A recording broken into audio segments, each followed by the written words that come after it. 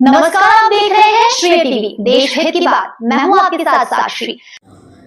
जीवन में जो धर्म को ठुकराता है वह डर डर की ठोकर खाता है। साध्वी श्री विराग रसा श्री महाराज साहब महिदपुर रोड श्री राजेंद्र सूरी ज्ञान मंदिर में चतुर्मास हेतु विराजित परम पूज्य साध्वी डॉक्टर अमृत रसा श्री जी महाराज साहब एवं विराग रसा श्री जी महाराज साहब ने धर्म सभा को संबोधित करते हुए कहा कि जो व्यक्ति जीवन में धर्म को ठुकराता है वह डर डर की ठोकर खाता है।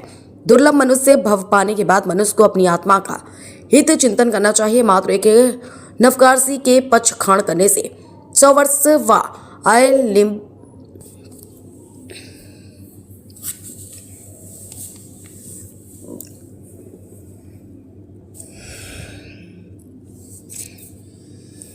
टेक मात्र एक नवकारसी के पक्ष खाण करने से 100 वर्ष, एक आयम बिल तब के पक्ष खाण से 1000 करोड़ वर्ष, एक उपवास के पक्ष खाण से 10,000 करोड़ वर्ष के नरक के आयुष्य का क्षय होता है। जीवन में धर्म की रक्षा के लिए सदैव तैयार रहना चाहिए। हम धर्म की रक्षा करेंगे तो धर्म हमारी रक्षा करेगा।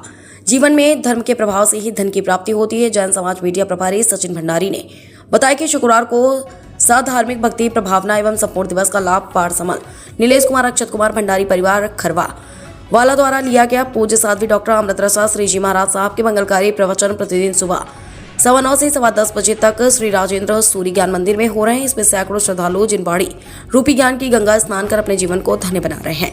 मंगलकारी कार्यक्रम में समाज के सभी महानुभाव, नवयुवक, महिला, बहु, तरुण, बालिका परिषद ने उपस्थित होकर धर्म लाभ प्राप्त किया। श्री टीवी से सचिन भंडारी, महिदपुर रोड की खास रिपोर्ट।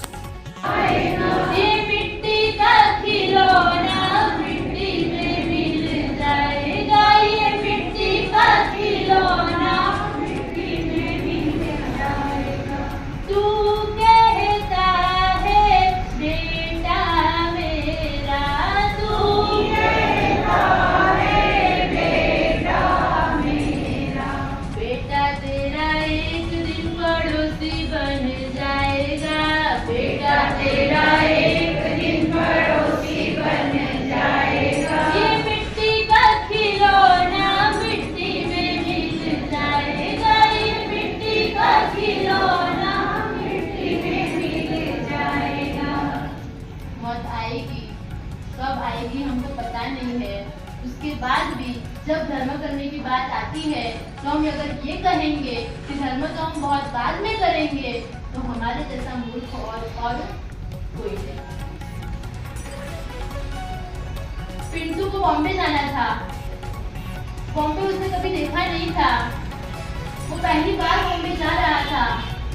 तो उसके फ्रेंड ने कहा कि देख अभी तो मैं बिजी चल रहा हूँ, मैं तेरे साथ नहीं आ पाऊंगा, पर तू अगर बॉम्बे जा ही रहा है तो मैं तुझे एक सलाह देना चाहता हूँ। उसने कहा कि बोल।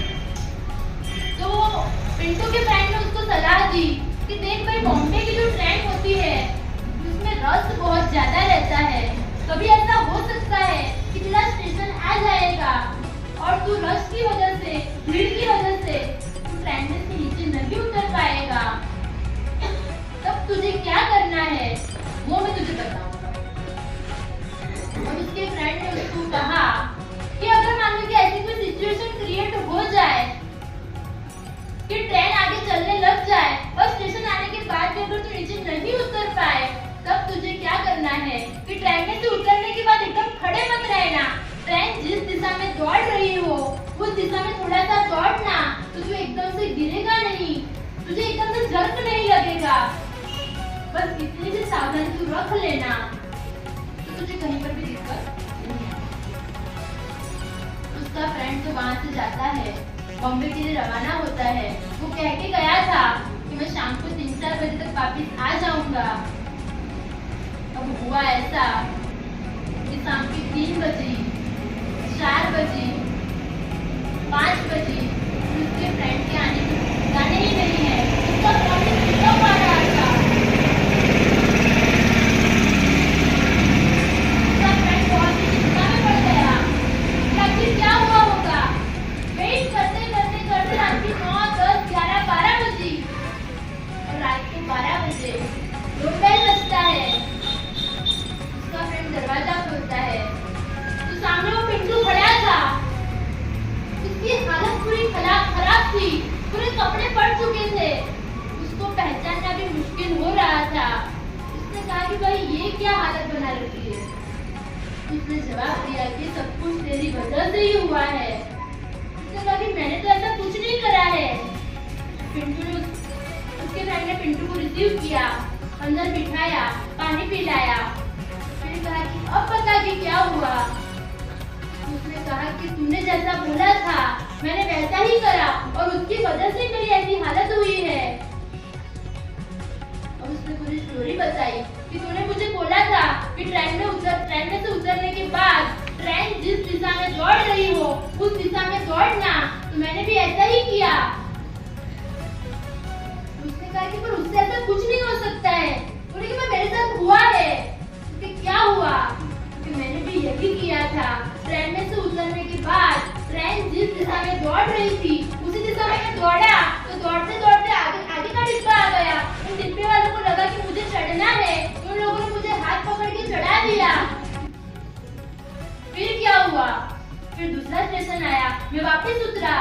वापस उतरने के बाद ट्रेन जिस दिशा में दौड़ रही थी उसी दिशा में दौड़ा। वापस दौड़ते दौड़ते दूसरा डिब्बा आया। मैं डिब्बे वालों को लगा कि मुझे चढ़ना है, मैं वापस चढ़ गया। सुना फिर क्या हुआ? उसने कहा तब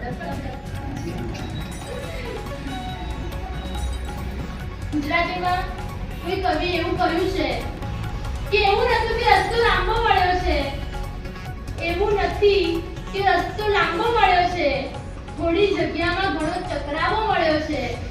ऐसा नहीं था कि रास्ता लंबा मिला था पर थोड़ी सी जगह में बहुत चकरावा मिला था। हमारी आत्मा का इतिहास, हमारा भूतकाल, हमारी हिस्ट्री, हमारी 84 लाख